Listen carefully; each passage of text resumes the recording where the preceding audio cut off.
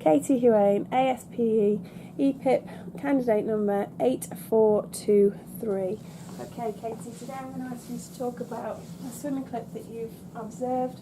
I'd like you to talk about strengths and weaknesses. I'd like you to talk about an action plan for one of those weaknesses, then talking about provision, and finally finishing with health benefits. Okay, good luck.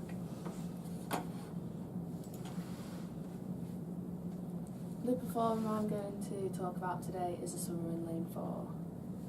The first technical strength of this performer is the underwater phase.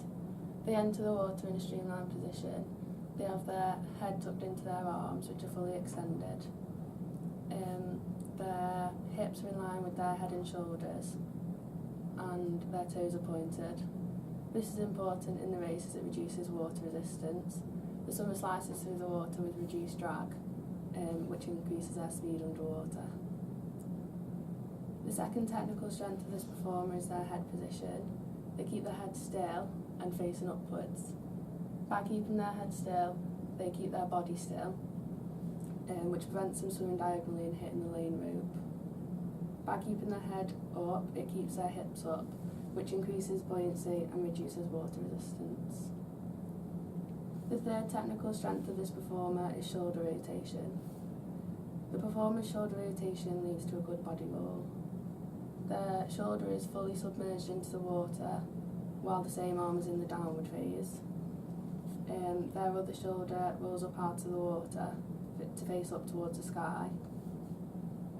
This leads to a good catch because they can reach deeper into the water, and this means more water is pushed towards the performer's toes.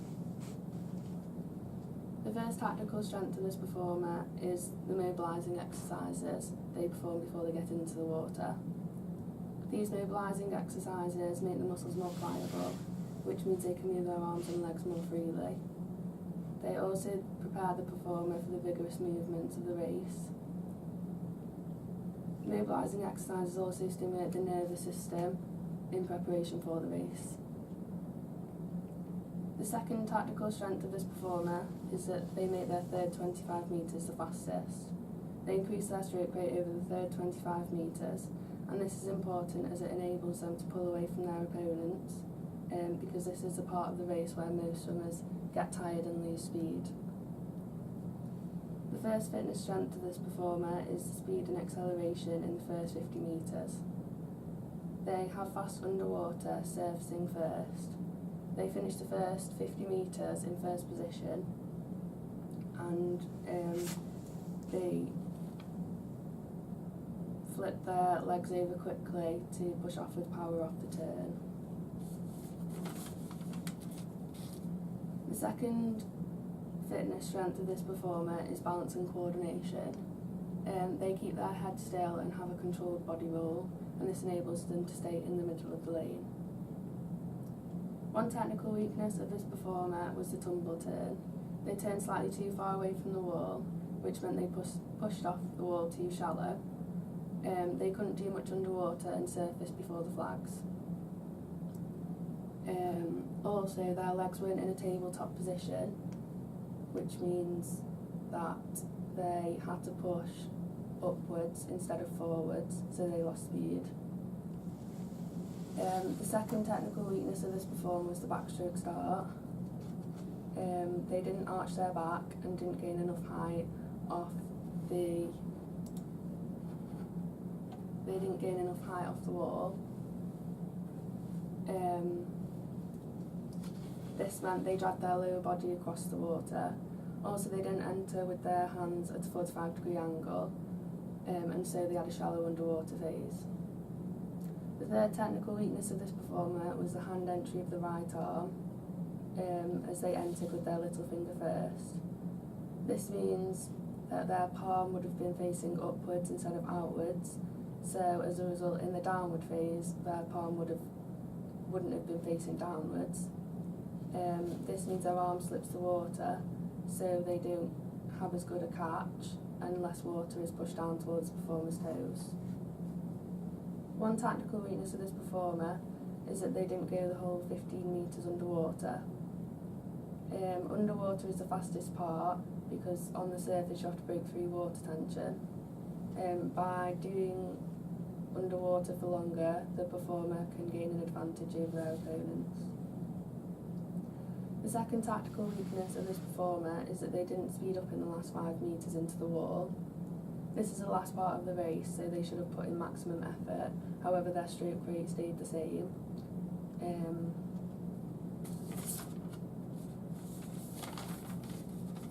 One fitness weakness of this performer was the muscular endurance in their legs. They didn't maintain a 6-beat leg kick throughout the race, and towards the end of the race their legs began to slow down and they began to kick less. Work could be done in the gym or through running to improve the muscular endurance in their legs and help them be able to kick for longer. The second fitness weakness of this performer is flexibility. They had a poor start due to their inability to arch their back, which meant they didn't have a clean entry and their lower body dragged across the water. This increases water resistance, which slows the swimmer down. The major weakness I have identified is the hand entry of the right arm. This major area of performance needs improvement because by not entering with their little finger first, they increase water resistance. This affects the whole stroke cycle as more time and energy is needed to be put into facing the palm outwards, pushing the palm down and catching the water. I believe this area of weakness is more important than the poor turn or start because hand action is essential throughout the entire race and not just at the start or at the walls. My action plan is to improve the hand entry of the right arm. In order to fix this problem, the performer should have their palm facing outwards and they should enter with their little finger first. My time scale is 6 weeks and my programme should be carried out every session. To test the performer and see if any improvement is made, every week they should swim 50 metres backstroke at race pace and the coach should record their stroke count. At the end of the 6 weeks I will compare their stroke count when they are retested. In week 1 of my programme, the performer should do 10 50s on a minute of the 7 and 7 drill with fins. For this drill you should face the wall by being on one side. Your top arm should be still beside your side and you should be able to see the top of your arm in your eye line. The bottom arm should be fully extended so your ears touch it. You should do 7 kicks on this side and then alternate from side to side doing 7 kicks on each. In week 2 the performer should do 10 50s on 1 minute 15 of the same drill with no fins. In week 3 the performer should do 10 50s on a minute of the single arm drill with fins. For this drill the performer should keep their left arm by their side and should swim 25 metres with their right arm. They should only use one arm at a time. In week 4 the performer should do 10 50s on a minute of the single arm drill again but with no fins this time.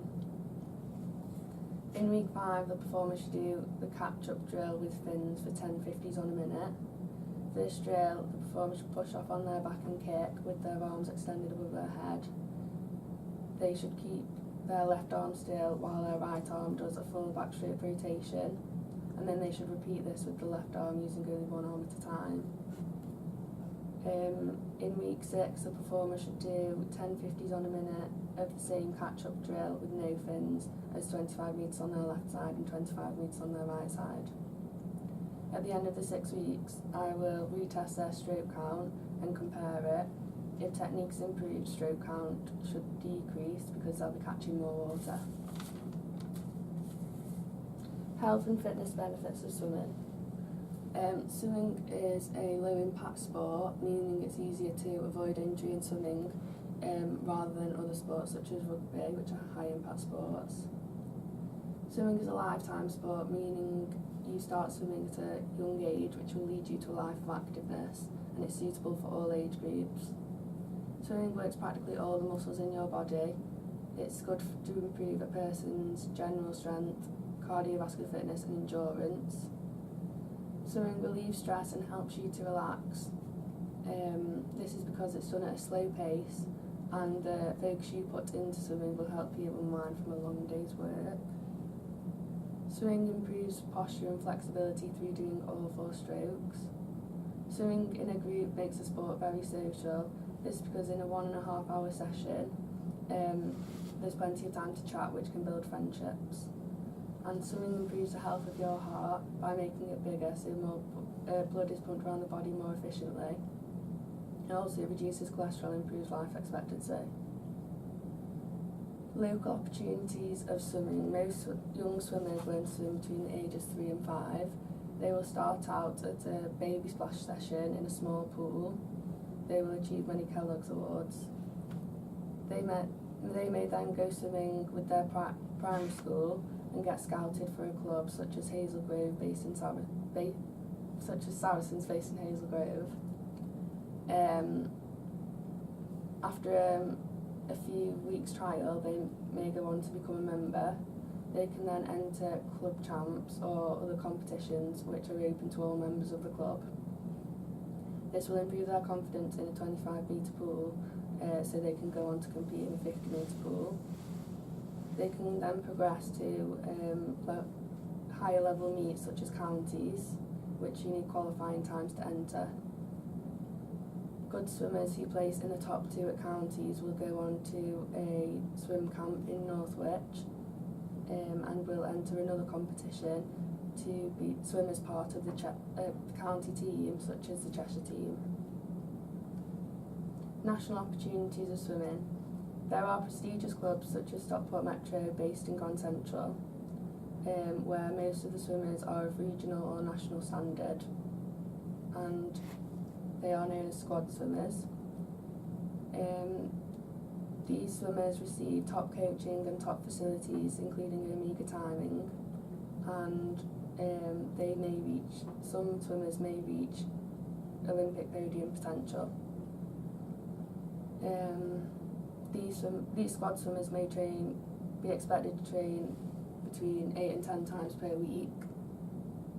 To go to regionals, the performer must be within 1/10 of a second of the qualifying time, and to go to nationals, the performer must achieve the harder national qualifying time, and other countries such as Northern Ireland often attend nationals. The performer may also achieve British champ times, which are similar to national times. To go to the Olympics, the performer must achieve the Olympic trial qualifying time, and then to qualify for Team GB, they must place in the top 2 at the Olympic trial swim meet. Those who place in the top 4 in the 100 and 200 metres freestyle may qualify for the relay. FINA allows a swim team of 52 members, 26 females and 26 males.